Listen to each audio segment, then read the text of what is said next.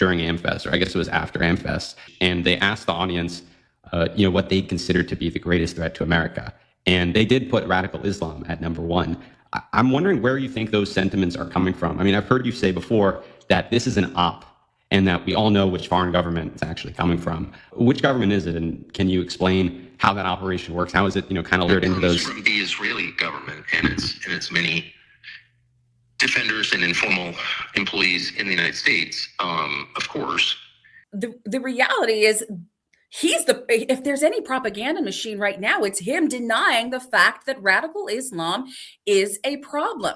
And I guess I would just say that was actually, I don't know how people responded to the poll. I don't know who answered it, but, I believe in measuring reality a little more empirically. And, I don't know anyone in the United States in the last 24 years who's been killed by radical Islam. Chicago officials are sounding the alarm ahead of New Year's Eve. Law enforcement agencies warning this week that large celebrations, including fireworks events, could be an attractive target for terrorists, saying there are no specific threats, but they are monitoring risks such as vehicle ramming attacks or the use of drones. And in New Orleans, city officials are requesting heightened security after the FBI stopped a threat targeting Border Patrol agents. Authorities say the suspect is allegedly affiliated with an extremist group known as Turtle Island Liberation Front. And overseas, 7 countries are canceling their New Year's Eve plans, citing safety concerns. Yes, overdose deaths and addiction are real, and they're devastating, of course, but not a reason to dismiss other threats. A nation can confront multiple dangers at once, and we have been doing that. But that's not what he's trying to do here. He's trying to misinform, and he's trying to manipulate the data. But the same as we can be said about Candace. And right. So we followed her and watched her for a long time. Why are they doing what they're doing? I don't know what it is that has gotten in and hardened their heart towards Israel specifically. You can leave Israel and Israeli government out completely, and Islam is still a problem. Right. Exactly. Let me give Candace Owens a little news flash here. So we figured you out. We got your number, and you can't stand the fact that you've run this big psyop and now it's coming to an end. This isn't about protecting TPUSA or Trump or anybody. It's about protecting the truth. And it's about us not sitting there dancing to the Pied Piper's lie of what you've done. Because the only way the Democrats can try to take this country down is by infighting and by infiltrating and by opening the drawbridge to the barbarians. And it's not going to happen. The truth is, we've won the fight for America first, the Republican Party. And then we get this flank attack from Candace Owens telling us today, I don't think there's radical Islam. I don't think the Somalis are a problem. All right on time. It's Democrat talking points. It's Democrat tactics. I'm going to take you on because you work for the deep state and the Democratic Party and the CIA and MI6, and I see your ass. So you just get ready. This ain't my first rodeo. And I've got to focus. I focus so much on the big players. I don't focus on the little foxes that spoil the grapes, as the Bible tells us. And all I can tell you is Candace Owens is totally mentally ill and has a handler, or is a super evil globalist. That's it. It is a serious problem. It is a nation-destroying problem. It is a world-destroying problem. And frankly, it's an end-times biblical problem. That's what we really need to recognize here in our group in Christian Conservative. Where are we on the threat of radical political Islam? I think we're in a worse place today than we were in 2001. We've spent trillions of dollars and a lot of blood. And I think I'm coming to the conclusion, what is wrong with our Western leaders? Do we have some kind of curse on us that prevents us from seeing the determination of the radical political Islamists who want to spread their message, which ultimately is the establishment of an Islamic state based on Sharia law? So initially, with 2001, the news broke with those Islamists who wanted to accomplish the objective of establishing an Islamic State through violence. We took passenger planes, they knocked down the Twin Towers, they were on their way to knocking down the White House, and they managed to knock a wing of the Pentagon, and they didn't want to stop this. They wanted to use jihad as a means of shock and awe. And we, I think, got trapped by, if you remember it, you're probably too young to remember that, but it was quite spectacular, and it was history-changing. And the reaction from the United States and the rest of the West was to meet them with force. Because of the military supremacy of the United States of America, the rest of the West, it was relatively easy to subdue and eliminate the structures of Al-Qaeda, to bring down Osama bin Laden as their leader. And when out of that group, a new group, through al-Zarqawi, the Islamic State emerged and hijacked territory, captured territory in Iraq and Syria, we did the same thing again. We were confronted with this determination of these groups to use brutal force, and they were met with military deterrence. They were removed. There is no structure called the Islamic State of Iraq and Syria anymore. But what over the years we have failed to see is the other side, the dawah side. So what can we in the West do at this time of flux? And what role can Muslim dissidents play? Even if the tide of terrorism has receded in recent years, the challenge of Islamism and the challenge of da'wah remain formidable. First, I think it's important to acknowledge that we confront an ideology that seeks to penetrate key institutions of our society. Family, schools, media, society as a whole. One of you guys don't know who she is. Here's Siri. She's a New York Times bestselling author. She has a book called Infidel. She has multiple books, I believe. When I say she's gone through a lot to continue to speak, she pretty much has a bounty on her head. She was threatened by Islamists that she would be next on the chopping block. They want her silenced for a reason. I believe she lost her Dutch citizenship. She's lost citizenship over some of her comments. This is a fearless woman. And what's interesting is she's fearless. You see how calm she is? So she's not exactly, she's not yelling and shouting from the rooftops, but she is painting a clear picture. She puts out a clear message. And it's, again, if you have the stomach for it, I recommend you listen to what she has to say or read, but she's telling the truth. And what's important for us is that we have all of these, again, the Free Palestine nonsensical movement that's here on this side of the, in the United States is based on ignorance. And what she does is what Hirsi brings is facts.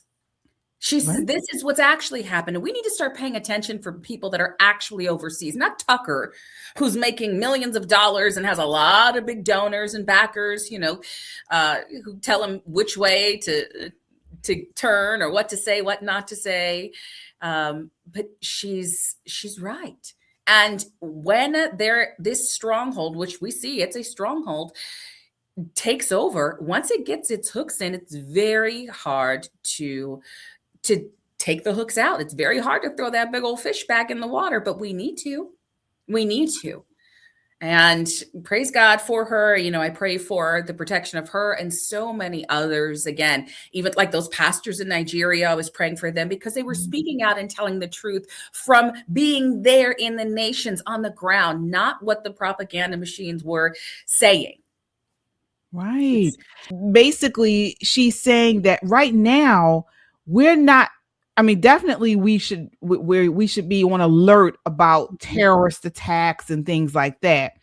But we also should be alert about a war of the mind, because this is what we're seeing far more now, where Islam, they're actually infiltrating, which of course we talked about here, the schools, the education, the culture, and they're using all of that to shape public perception Okay, that's what we're seeing here. And so people like Tucker Carlson, who repeatedly downplay radical Islamist threats, shifting blame to allies rather than confronting ideology. This pattern serves radical narratives, folks, whether intentionally or not. I believe he's intentionally doing it, okay? But this is what it is, and this is what they're doing. They are on the battlefield of our minds, particularly children, young adults, along with the Marxism. And we need to be on alert about this. Well, it's systematic, and they're in it for the long game. This is a nation that's always understood the long game, which is interesting. Right now, I'm teaching my kids, my daughter specifically, 11-year-old, medieval history. We went through that, and she learned about the Crusade. She's learning about Islam, how it happened, how they knew how to conquer. And it was just that you set up small colonies. They didn't have a problem going in and destroying and, decimating everybody and forcing Islam on people. Right. But they also don't mind, because history has shown, if you wait and if you put people here, there, and everywhere and then grow, that's another way to do it. And their bottom line is to get domination. Wow. China is amazing at this too. Yeah. They are in for a long game, and they know that they can play this out. So there's other nations. Now, the Chinese, of course, the communist China is a little bit different because they're just a major, powerful nation. It's not the same religious structure that they have, that as radical Islam has, but they don't mind waiting. And here in the United States, we are so ignorant to the amount of time we don't have, because we're a young nation. What are we celebrating next year? 250-year anniversary in 2026. I'm thrilled about it. But here we are talking about that. They've got hundreds of years, hundreds and hundreds of years of history, 1,000 years of history that says, wait for it. Don't worry. We can conquer this nation. Wait for it. Because they will tell their children and their children's children. And they have a plan. You're right, KJ. It is systematic. And we're such a popcorn microwave nation. We want it right here. We want it right now. Don't worry. It doesn't affect me right now. So then we don't worry about it. And you got the Tucker Carlsons and you got the Gavin Newsoms of the world that just sit there on their high horses with their money, and they think they're safe. They don't care about what they say. They clearly don't care about their sons and daughters and those next generations of, women that are going to be affected if Sharia law comes into play. They don't care about that. It's a right now society, and we have to start realizing that we are a republic as long as we can keep it. And if we let this happen, and we let these communities happen, and we let these alarm bells, these calls to prayer happen in the middle of cities that have always been Christian cities. When we let these things happen slowly, one generation away, and we're done for. We will not look the same. No. To understand long game. Yeah. And people are falling for this stuff. Yeah. People are sitting by and allowing themselves to be manipulated. They believe this is not an issue. Take a look at this next clip here. This is a London resident, and she's being interviewed about Sharia law. And she's like, oh, there's no problem with it. I love it. Let's go. It's dumb. I can't even believe this. This is clip 8. Take a look. So would you be okay with London being 90% Muslim? If it happened, yes. Yeah, why not? Whatever. And it might be better than having a load of fascists. Yes. And what do you think about Sharia law? Who? What do you think about Sharia law? It's not my business. I'm not a Muslim. But it would become your business if London becomes 90% Muslim. Well, I shall respect them.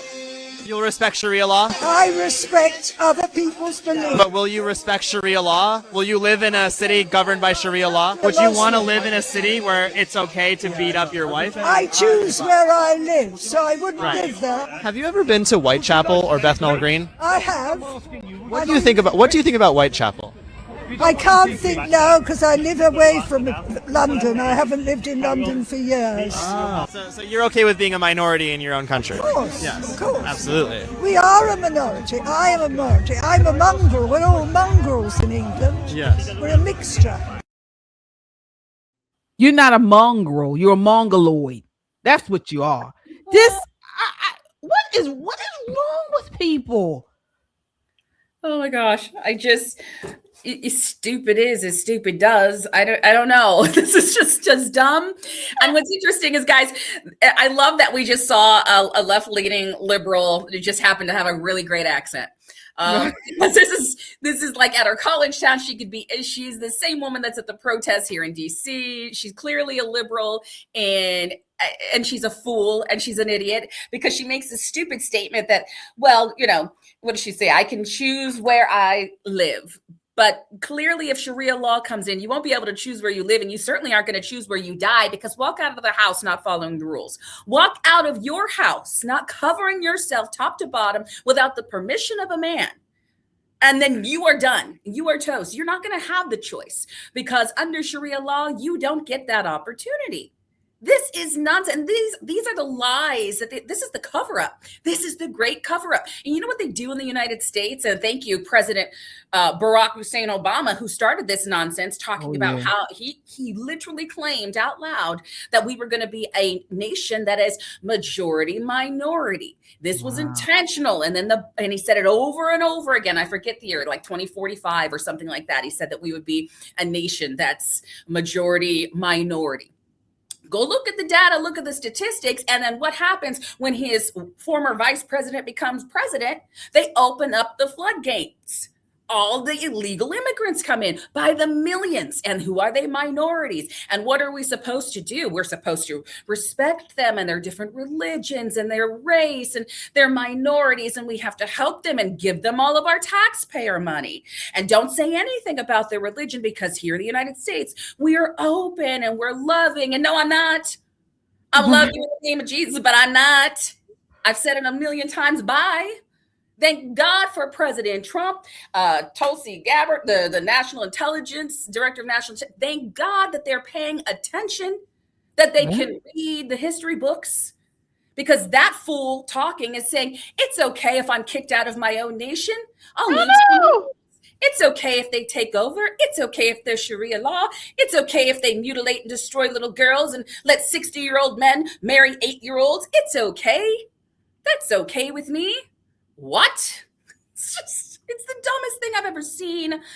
Ignorance must be bliss, and she is blissful. But the reality is ignorance destroys a nation, and London Bridge has fallen down. Yeah, you are right, Michelle. You are absolutely right. And I just fear that are we too late? I mean, are we able to wake enough people up before this becomes a major issue? Because again, President Trump only has now 3 years left. All right. And guess what, folks? Because we're in, liberal Maryland, but these people they're like roaches. They're infesting all the areas. I know so many people here who are planning to move to Texas, to Florida, to these areas that are predominantly conservative, and they're taking their liberal leftist policies with them, and they're I'm going to change this place. It's just like, why are you going there if you don't agree with any of the politics, if you don't agree with the culture? Why are you going there? But this is their goal, their aim, just like in New York City. We have so many people that are exiting New York City due to the incoming administration of Mondami. Looks like Elise Stefanik, which I didn't know until our last Pop and Politics show, she is no longer running for governor. And it looks like Hochul, who is the current governor, is bowing down to Mondami's recent requests.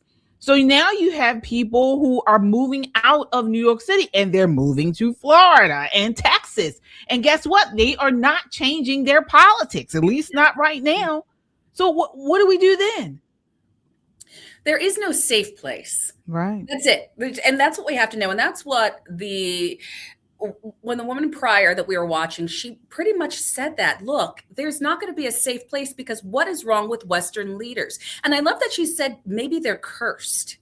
Is there a curse on the Western leaders that they don't see, that they have eyes but they don't see, they have ears but they don't hear? They see they see the writing on the walls, the literal writing on the walls. Because if you go over to, you can see it in California, you can see it in Michigan. If you go to even New York, you can see the graffiti on the walls. So you can see the writing. This is not just hyperbole. This is something happening in real time. And you see a nation falling. These nations, when you go out into the streets, and these are supposedly Western, they're no longer Western. Let's just call it what it is. They have been conquered. They might not know it yet, but they're going to wake up and there will be no parliament. They're going to wake up and there will be no king of Windsor. There will be no queen. There will be no royalty. And if they are there, it is only going to be there as a prop. It is only going to be there to keep normalcy, to keep the people quiet. But it's not how they're operating. And we see that right now, thanks to Qatar and other nations, Saudi Arabia, other nations whose big pockets have influenced other nations, and to our ultimate demise. Guys, we got to wake up.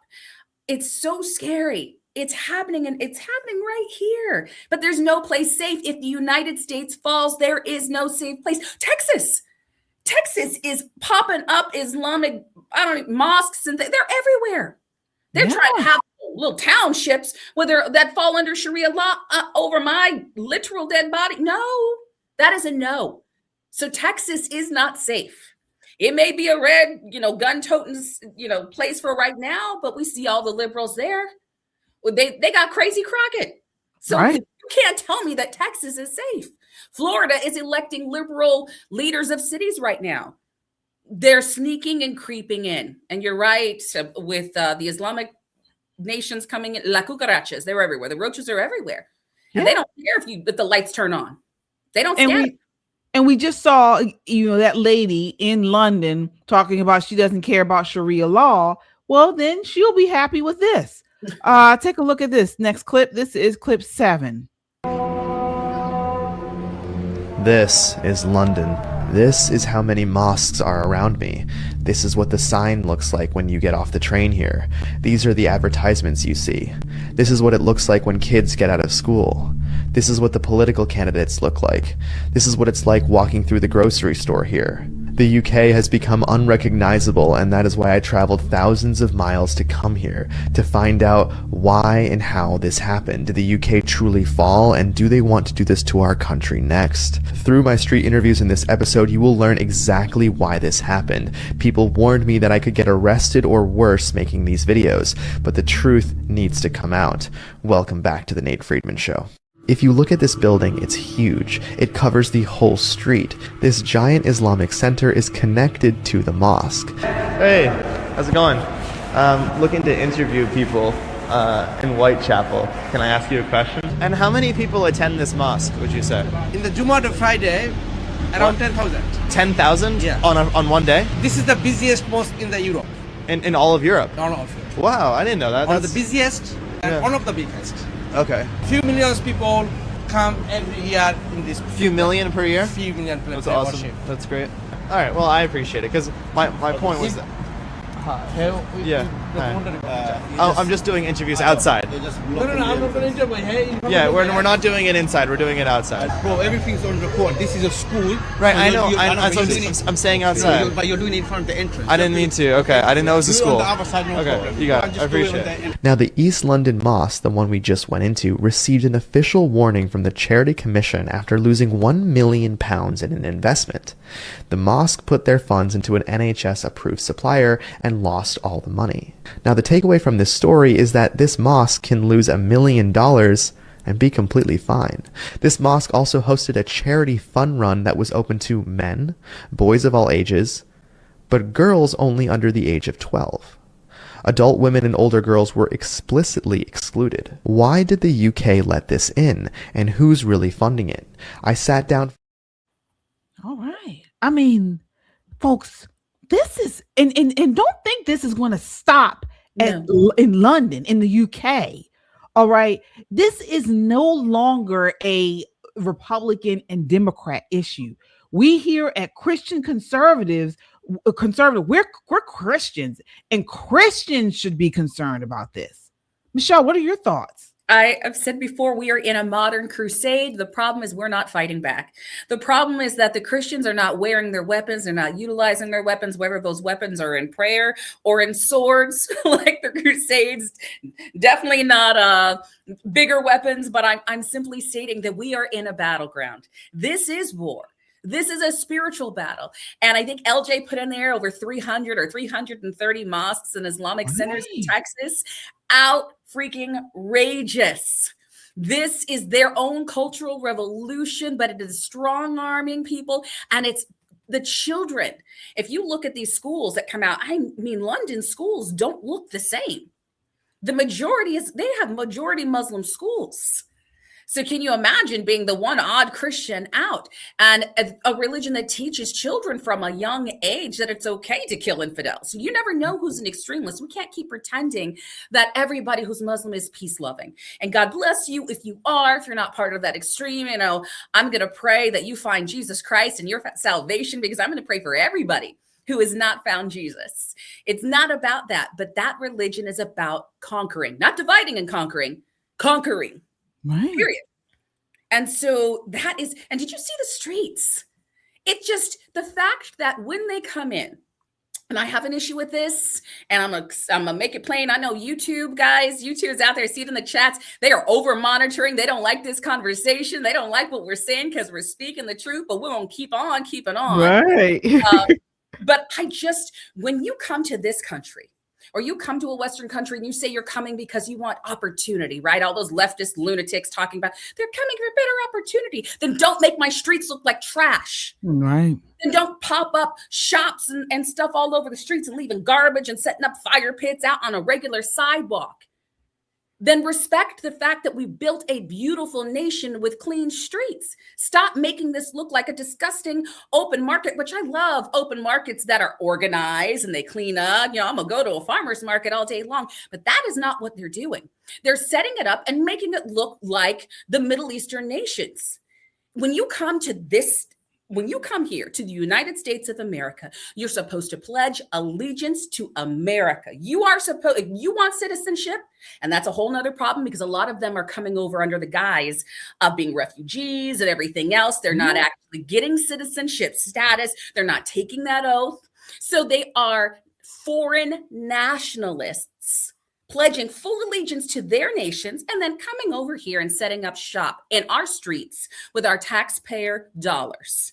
And then forcing us to believe we have to support them. In Never Neverland, will I support that? In Never Neverland, and am I going to say that this is peaceful, that this is okay? London, and I love that Laura's like, she's got the song, London Bridge is falling down. Yes, London Bridge has fallen. So have other nations. Australia is fallen. They are fallen. France, fallen. Spain, falling. They are falling. The United States, y'all better...